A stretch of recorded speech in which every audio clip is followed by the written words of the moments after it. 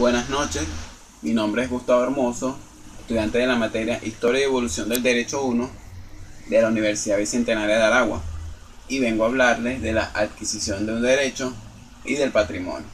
La adquisición del derecho no era más que la incorporación de un derecho o de una cosa al grupo patrimonial de una persona. Entre esos modos tenemos que en la Roma clásica tenemos el derecho civil y el derecho de gente. El derecho civil era más formal y era solamente para las personas que tenían el estatus civil. El derecho de gente era informal y era para las personas peregrinas y latinos. En la Roma justiniana esos modos cambiaron a modo originario y modo derivativo. El modo originario era cuando la adquisición no tenía dueño alguno, la adquisición era virgen. En el modo derivativo era cuando sí tenía dueño y la adquisición se hacía por medio de un traspaso. En la legislación venezolana, en el Código Civil, nos habla en el artículo 1565 de la enfiteusis y de 1837 de la prenda. En la prenda nos habla de la transmisión de una propiedad. Y la enfiteusis es cuando concedes el uso de una propiedad a una persona y esa persona tiene la obligación de mejorarla. También hablamos en el 549 de la superficie, que nos dice que el dueño del suelo lleva consigo es dueño de la superficie. El usucapio también es un modo de adquisición, pero es dominical, es traspasar el poder de una cosa que es procediente de Italia. Era formal y también necesitabas el comercio. La especificación, la confusión y la comixtión.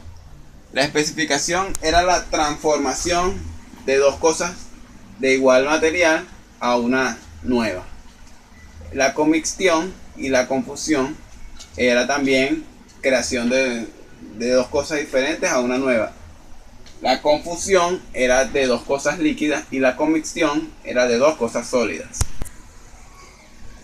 Voy a hablarles ahora de las cosas y de la propiedad.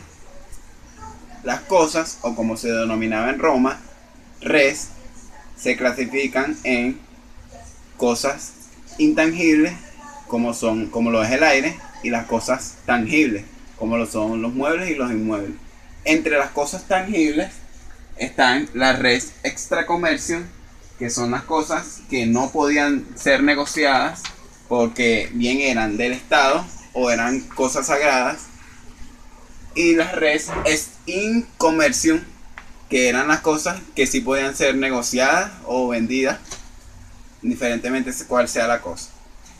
La propiedad era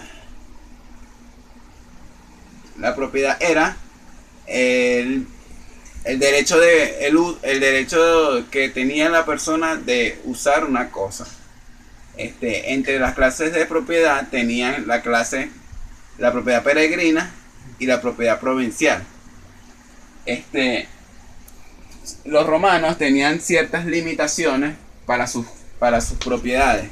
En las 12 tablas lo decían que los propietarios con limitaciones a vías tenían que mantener esas vías en buen estado. También nos decían que los fundos cercanos a ríos, la persona estaba obligada a que las personas utilizaran los ríos para las pescas y la navegación. También en las 12 tablas nos explicaba que las personas con fundos adentro de Italia no podían ni enterrar ni quemar cadáveres. En la legislación venezolana nos habla del usufructo en el artículo 583 del Código Civil, que nos habla de el derecho real de gozar de una cosa temporalmente como si fuera el propietario. Definamos ahora hechos jurídicos, que son todos los acontecimientos que ocurren en el mundo que pueden o no tener incidencia en el marco legal. Estos se clasifican en hechos jurídicos y hechos no jurídicos. Los hechos no jurídicos son los que no tienen incidencia en el marco legal. como pasear al perro, entre otros. Los hechos jurídicos son los que sí tienen incidencia en el mundo legal. Como estos se clasifican en hechos simples y hechos complejos. Los hechos simples son los que tienen un solo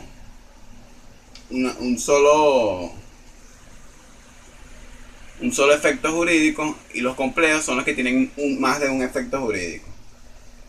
Acto jurídico. El acto jurídico es todo acto voluntario ilícito que tiene como finalidad establecer relaciones jurídicas entre personas. Los actos jurídicos se clasifican en unilaterales, que nada más incluyen a una sola persona; los bilaterales, que incluyen a más personas; formal, no formal, entre otros. Un modo de adquirir un bien es la acepción, que es la unión de una cosa principal con una accesoria. El dueño de la cosa principal pasa a ser dueño de la cosa accesoria. Ellos se clasifican en accesión de inmueble a inmueble, como por ejemplo los lechos abandonados y las islas emergidas. La acepción de inmueble a inmueble, como por ejemplo una persona que construye en una propiedad que no le pertenece, esa construcción pasa a ser del dueño de esa propiedad. La acepción de mueble a mueble se refiere a la fundición de dos metales. El dueño del metal que tenga más valor o más peso pasa a ser propietario del metal de menor valor. En la legislación venezolana nos habla en los artículos 554 al 570 del derecho de acepción respecto a bienes inmuebles. Eso nos dice que el propietario del suelo es dueño de una construcción o plantación y construye con materiales ajenos. Esa persona debe pagar esos materiales. En los artículos 571 al 581 del derecho de acepción respecto a bienes inmuebles. Eso nos habla cuando un objeto o cosa son pertenecientes a diferentes dueños. Eso se rige por medio de la equidad.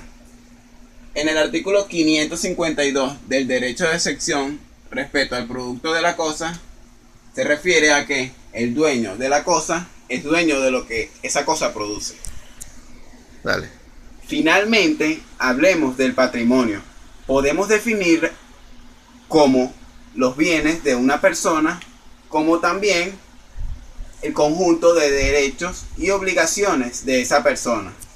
El patrimonio está compuesto, según el Código Civil venezolano, por lo anterior definido, la enfiteusis en el artículo 1565, como el contrato que concede el dominio de un tiempo determinado a una persona con la obligación de mejorarlo. La prenda en el artículo 1837, que es la transmisión de una propiedad. La superficie en el artículo 549, que nos habla de el dueño de la superficie. El dueño del suelo viene siendo el dueño de todo lo que está en la superficie. La servidumbre, que es servirse de los bienes de otra persona. Y la fiducia, que está relacionado con la adquisición de un bien con la obligación de restituirlo a su dueño cuando se haya cumplido la obligación. Y finalmente, elementos de la obligación, que es el objeto y el sujeto. El sujeto está compuesto por acreedor y deudor. Y el objeto es la conducta que el deudor debe observar al acreedor. Espero que les haya gustado. Esta fue la exposición del tema número 4, que tiene que ver con adquisición de derechos y patrimonio. Se despide Gustavo Hermoso. Dios les bendiga.